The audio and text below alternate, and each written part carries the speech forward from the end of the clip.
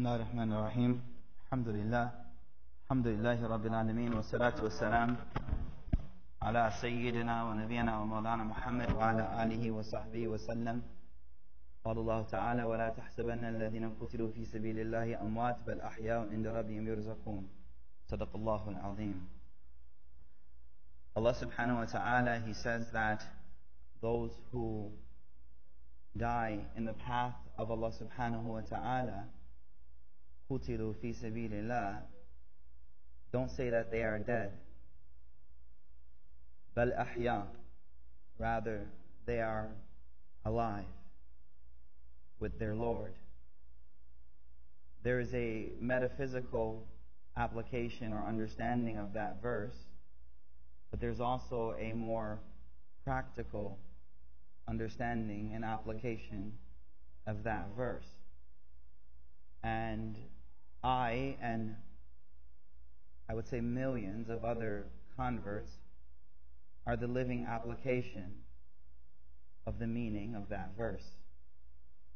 Because Al-Hajj, Malik al-Shabazz, also known as Malcolm X, was a shaheed. But he's not dead. Every time they tried to cut him down and end his life, they were unsuccessful.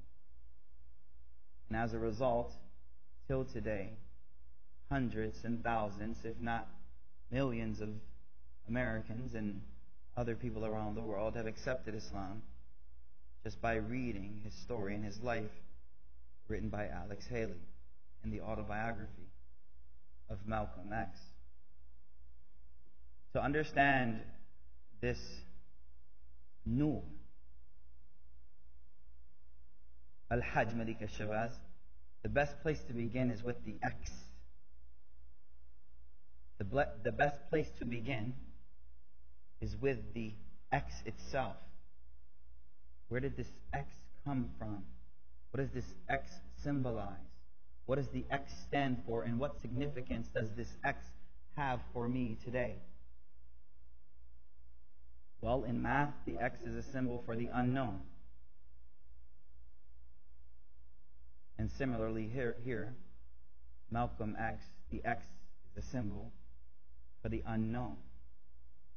Normally, like me, my name is Mikaeel Smith. What's your name?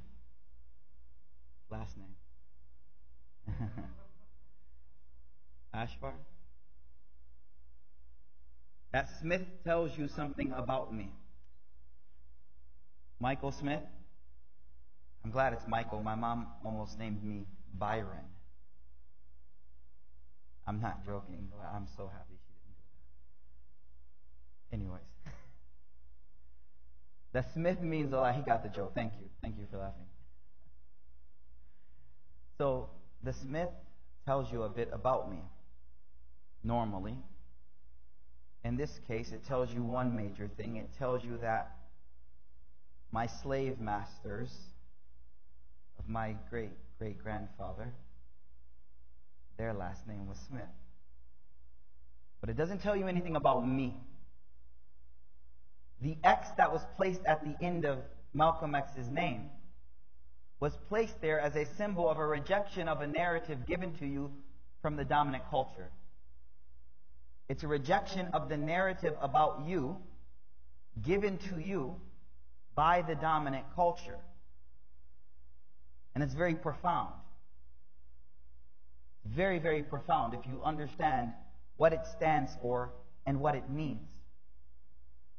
It means that I'm no longer going to accept the narrative that you give me about my own self.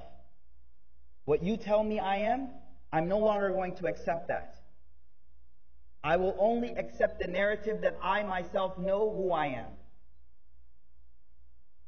So, you see people giving up the religion of the slave master in droves. The perspective was changed instantaneously.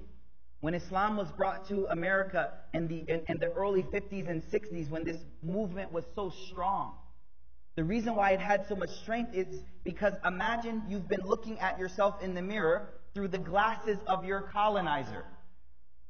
For the last 50 years, you've been calling yourself Michael Smith. And all of a sudden, someone takes off those glasses and gives you a new pair of glasses and says, you know what, I want you to now look at yourself from a different perspective, from your own perspective, and drop from you the narrative of the same one that was dominating over you and controlling you. It was so empowering that Islam was coming into America. People were accepting Islam, hundreds and hundreds in these major cities on the East Coast. Detroit, Philly, New York. Just one after the next. And the reason is very interesting. Edward Blyden, in writing in 1812, a missionary in West Africa, he wrote early on, Christian missionary, and he wrote early on, he said, the problem with Christianity in Africa is that it's given to the Africans from the perspective of a dominant culture. And it's also given with an understanding that we're inferior to the one giving us our salvation. So the one giving us Christianity is also telling us that we're inferior, we're nothing. This is where we are. So when you accept the religion, you're also accepting what? To put on the glasses too. You guys understand what I'm saying here? So Edward Blyden in